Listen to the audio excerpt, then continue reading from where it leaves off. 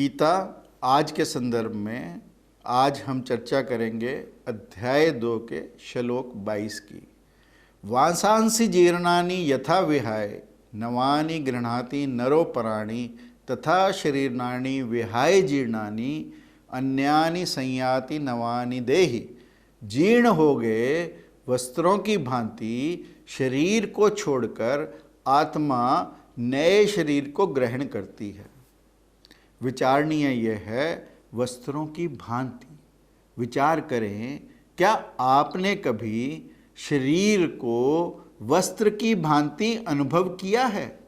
ऐसा जिसे हमने पहना हो, ओढ़ा हो, ऐसा जिसके भीतर हम हों, ऐसा जो हमारे बाहर हो। हमने वस्त्र की तरह शरीर को अनुभव करने के स्थान पर अपने को शरीर की तरह अनुभव किया है। और जब भूख लगती है तो ऐसा नहीं लगता कि भूख लगी है, ऐसा मुझे पता चल रहा है। नहीं, ऐसा लगता है मुझे भूख लगी है। तादात्म्य है, आइडेंटिटी है, सिनोनिमिटी है। और ये आइडेंटिटी और सिनोनिमिटी गहरी है। ऐसा नहीं लगता कि मैं और शरीर ऐसा कुछ दो हैं। ऐसा लगता है शरीर ही मैं हूँ। शरीर को जो बोध है वह कृष्ण कहते हैं वस्त्र की भांति होना चाहिए, लेकिन हमारा वस्त्र ऐसा है जिससे हम चिपट गए हैं कि वह वस्त्र नहीं रहा, हमारी चमड़ी हो गया।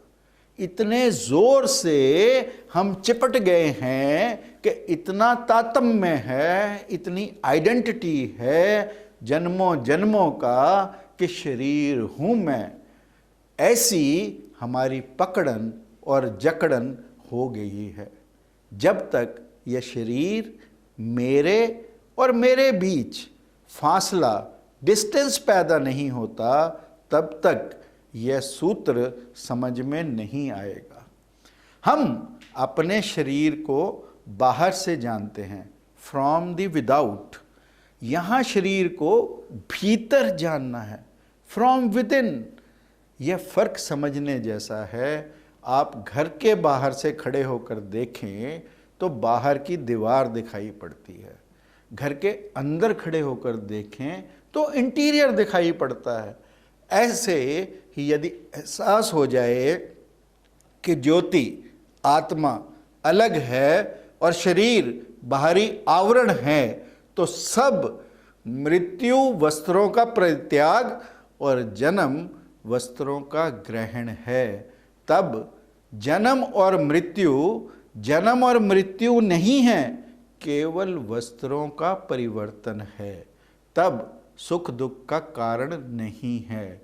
If only our eyes they saw souls instead of bodies, how very different our ideals of beauty would be. Jai Shri Krishna.